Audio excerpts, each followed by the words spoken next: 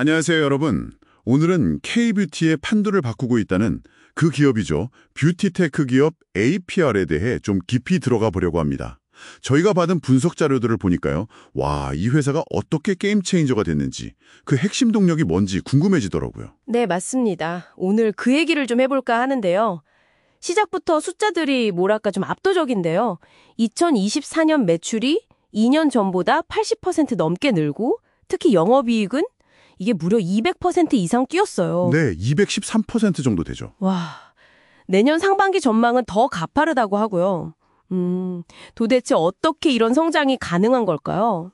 사실 그 핵심에는 역발상 전략이 있습니다. 남들이 가는 길을 뭐랄까 좀 다르게 갔다는 거죠. 특히 한 세 가지 정도 영역에서요.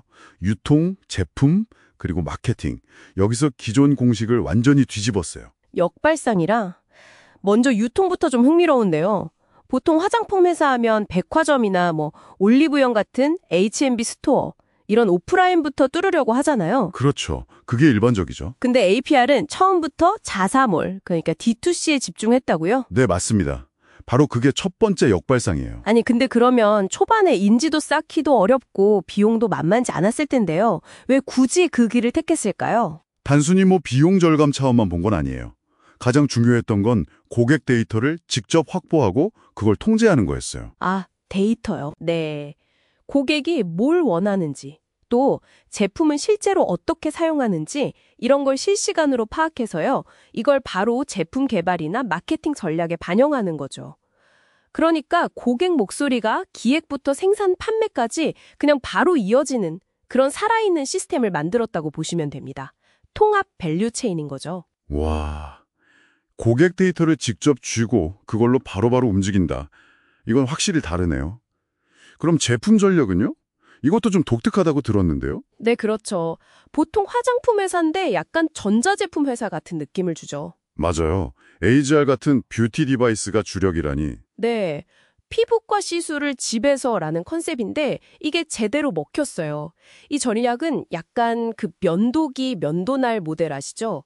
그거랑 비슷해요. 아, 면도기 면도날 모델이요? 네, 먼저 성능 좋은 디바이스, 그러니까 면도기를 팔아서 객단가를 높이는 거죠. 고객 한 명이 쓰는 돈을요. 그리고 그 효과를 더 좋게 만드는 전용 화장품, 즉 면도날을 계속 쓰게 만드는 겁니다. 필수 소모품처럼요. 아하. 이걸 통해서 지속적인 매출도 올리고 또 고객 충성도, 그러니까 락인 효과까지 확보하는 전략인 거죠. 디바이스 경험 자체가 하나의 새로운 스킨케어 루틴이 되게끔요. 듣고 보니 정말 영리한 전략인데요. 근데 그 비싼 기기를 사고 나서 또 전용 화장품까지 계속 사게 하려면 고객들 입장에선 좀 저항이 있을 수도 있잖아요. 물론이죠. 그래서 중요했던 게 바로 다음, 마케팅입니다. 이것도 보통 회사들이랑 달라요. 어떻게 다른데요? 보통은 광고대 행사 같은 데 맡기잖아요. 네, 그렇죠. 근데 APR은 미디어 커머스 팀을 아예 내부에 만들어서 직접 다 합니다. 직접요. 콘텐츠 기획부터 광고 집행, 심지어 성과 분석까지 전부 다요. 네, 맞습니다. 모든 걸 내부에서 아주 빠르게 처리해요. 와, 그럼 속도가 엄청나겠네요. 바로 그겁니다. 시장 변화나 고객 반응에 거의 즉각적으로 대응할 수 있고요. 그리고 모든 마케팅 활동이 실제 매출 데이터랑 바로 연결되니까 효율성을 극대화할 수 있는 거죠. 그러니까 이 세 가지, D2C, 데이터 중심 제품, 그리고 내부 미디어 커머스, 이게 그냥 따로따로가 아니에요. 서로 맞물려서 계속 돌아가면서 학습하고 더 빨라지는 성장 엔진을 만든 겁니다. 이게 경쟁사들이 쉽게 따라하기 어려운 APR의 핵심 경쟁력인 거죠. 와, 그 학습하는 성장 엔진이라는 표현이 확 와닿네요. 그래서 그런지 시장 반응도 정말 뜨거운 것 같아요. 특히 홈뷰티 디바이스 시장 자체가 엄청 커지고 있다면서요? 네, 맞아요. 이게 글로벌 시장 규모가 2030년에는 거의 177조 달러, 180조 달러 가까이 될 거라는 전망도 있어요. 180조요? 엄청나네요. 그렇죠. 근데 APR은 이 시장 초기에 딱 진입해서 이미 국내에서는 점유율 30% 넘기면서 1위를 차지했어요. 2023년 기준으로요. 벌써 1위예요? LG나 아모레퍼시픽 같은 대기업들도 뛰어들지 않았나요? 네, 뛰어들었죠. 하지만 APR이 먼저 구축한 그 D2C 기반 데이터랑 디바이스 중심 전략의 힘이 워낙 강력해서 선점 효과가 큽니다. 해외에서도 반응이 좋다고 들었는데 특히 미국 시장 성장이 눈에 띈다고요? 네, 미국 성과가 아주 좋습니다. 최근에는 그 미국 최대 뷰티 편집숍 중 하나인 울타 뷰티 있죠? 네네, 알죠. 거기에 거의 1,400개 매장에 입점을 했어요. 이건 온라인에서의 성공이 이제 주류, 오프라인 시장에서도 통한다는 걸 보여주는 거라서 의미가 큽니다. 와, 그럼 북미 고객들과의 접점이 훨씬 넓어지겠네요. 그렇죠. 그리고 또 최근에는 평택에 연간 한 600만 대 생산이 가능한 공장까지 새로 지었어요. 앞으로 글로벌 수요가 막 늘어날 것에 대비하는 거죠. 이런 점들을 다 고려하면 2026년에는 매출 1조 6천억 원, 그리고 영업이익은 한 3천억 원대 중반 정도도 가능하지 않겠냐, 이런 예측이 나오고 있습니다. 이야, 정말 무서운 성장세네요. 근데 이렇게 빨리 크다 보면 당연히 리스크 요인도 좀 있을 것 같아요. 보고서에서도 몇 가지 지적하던데요. 판관비 증가라든지. 네, 맞아요. 판관비 증가나 아니면 사업 포트폴리오가 너무 뷰티 디바이스에 집중된 거 아니냐, 이런 지적도 있고요. 잠재적인 관세 문제 같은 것도 언급되고요. 네, 물론 리스크는 항상 있죠. 근데 판관비 증가는 어떻게 보면 미래 성장을 위한 R&D나 마케팅 투자로 볼 수 있는 측면이 있고요.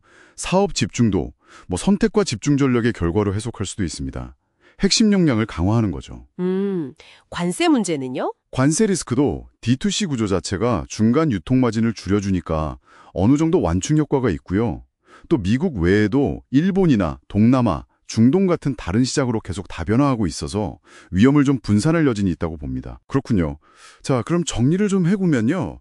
APR의 성공은 단순한 운이 아니라 D2C를 통한 고객 직접 소통과 데이터 확보, 그리고 AGR 같은 뷰티 디바이스라는 확실한 주력 제품, 마지막으로 이걸 빠르고 효율적으로 뒷받침하는 내부 미디어 커머스 역량, 이 세 가지가 아주 유기적으로 맞물려 돌아가는 독창적인 비즈니스 모델 덕분이다. 이렇게 볼 수 있겠네요. 네, 정확합니다. 그 유기적인 결합, 이게 핵심입니다.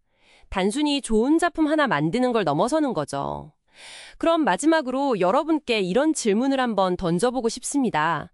APR처럼 기술과 데이터를 핵심 무기로 삼아서 이렇게 빠르게 치고 올라오는 새로운 경쟁자들이 등장하는 상황에서요. 기존의 강자들이었던 뷰티 대기업들은 단순히 제품 경쟁력만 높이는 걸 넘어서서 고객과의 관계를 맺는 방식이나 전체적인 사업 운영의 속도, 이런 근본적인 측면에서 앞으로 어떻게 변화해야 살아남고 또 성장할 수 있을까요? 이 질문을 한 번쯤 고민해 보시면 어떨까 싶습니다. 네, 흥미로운 질문이네요. 오늘 APR에 대한 깊이 있는 탐구 여기서 마무리하도록 하겠습니다. 감사합니다. 감사합니다.